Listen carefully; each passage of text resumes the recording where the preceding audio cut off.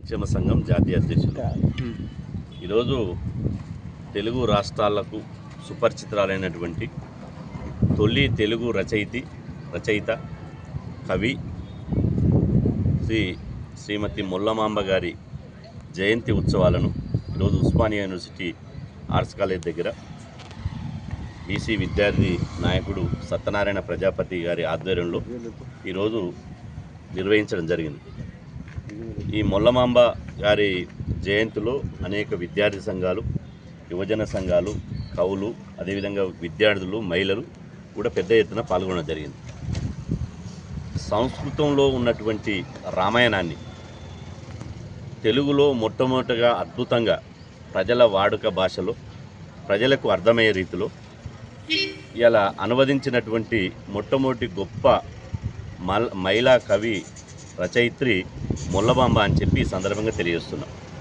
ఈ మొల్లమాంబ గారు ఉమ్మడి ఆంధ్రప్రదేశ్లోని కడప జిల్లాలో జన్మించి అతిపేద బీసీ కులంలోని అదేవిధంగా శాలివాన కులంలో 15వ శతాబ్దంలో జన్మించి అప్పటికే ఆ రోజుల్లో కేవలం మహిళలకు చదివేందుకు అసలు మహిళలకు చదివే లేనటువంటి ఆ పరిస్థితుల లోపట ఒక ఆమె చదువుకొని పట్టుదలతోటి నేను జీవితంలో ఇలా ప్రజలకు ఒక చారిత్రాత్మకమైనటువంటి భవిష్యత్తరాలకు చరిత్రలో నిలిచిపోయే విధంగా నేను అందించాలని చెప్పి రామాయణాన్ని అద్భుతంగా తెలుగులోకి అనువదించినటువంటి ఇలా మొల్లమాంబ గారి జయంతి ఈరోజు ఉమ్మడి ఆంధ్రప్రదేశ్లో ఇటు తెలంగాణ అటు ఆంధ్రప్రదేశ్లో ప్రతి మండల కేంద్రం, నియోజకవర్గ, జిల్లా కేంద్రంలో పెద్ద ఎత్తున నిర్వహించుకోవడం జరిగింది.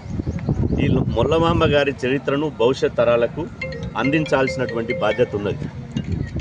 ఎందుకంటే ఇంత గొప్ప రచయిత కవి ఎవరు లేరు తెలుగు రాష్ట్రాల్లో. మొట్టమొదటి తెలుగు కవి రచయిత ఈమె. కాబట్టి ఈమె చరిత్రను భవిష్యత్ తరాలకు అందించాలి. ఈమె రాసినటువంటి రామాయణం ద్వారానే అనేక సినిమాలు వచ్చినాయి. రామాయణం ఎవరు, రామాయణంలో రాముని పాత్ర ఏంటిది, సీత పాత్ర ఏంది, రావణాసురుని పాత్ర ఏంది, అసలు రామాయణం ఎట్లా జరిగింది, ఎన్ని ఉన్నాయి, ఏమేమి ఘట్టాలు ఉన్నాయని చెప్పి పూసగుచ్చినట్టు రామాయణాన్ని అద్భుతంగా విశ్లేషించి రాసినటువంటి అనువదించినటువంటి రచయిత ఇలా ఆమెని కేంద్ర రాష్ట్ర ప్రభుత్వాలు గుర్తించాలి. ఆమె విగ్రహాన్ని పార్లమెంట్లో పెట్టాలి. అదేవిధంగా ఆమెను ఇలా చాలామంది రాముని పేరుతోటి గొప్పగా దేశవ్యాప్తంగా మనం సంబరాలు చేసుకోండి, కాదనట్లేము. కానీ రామాయణాన్ని ఒక కోట్లాది మందికి అందించినటువంటి రచయితను గుర్తించాలని మేము కోరుతున్నాం. ఇట్లాంటి రచయిత భవిష్యత్ తరాలకు గుర్తించాలి. భవిష్యత్ తరాలకు ఒక స్ఫూర్తివంతమైనటువంటి, ఒక ఆదర్శమైనటువంటి కవయిత్రి ఈమె.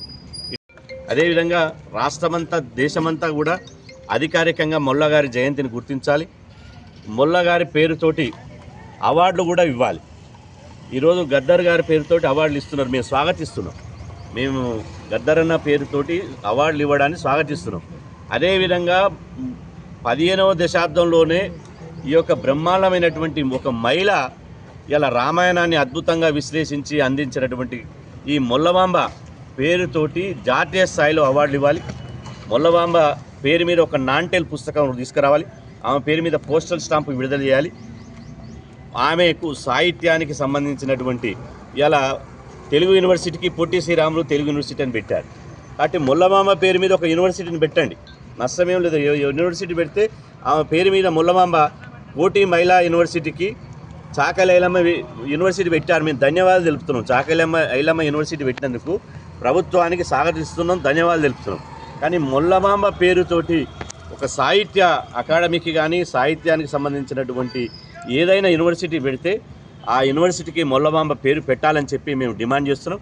ఖచ్చితంగా త్వరలోనే రాష్ట్ర ముఖ్యమంత్రి రేవంత్ రెడ్డి గారిని, ప్రధానమంత్రి నరేంద్ర మోదీ గారిని కలిసి మొల్లమాంబ చరిత్రను భవిష్యత్ తరాలకు అందించే విధంగా మేము ఖచ్చితంగా వారి దృష్టికి తీసుకుపోతామని చెప్పి ఈ సందర్భంగా మీ ద్వారా తెలియజేస్తున్నాం.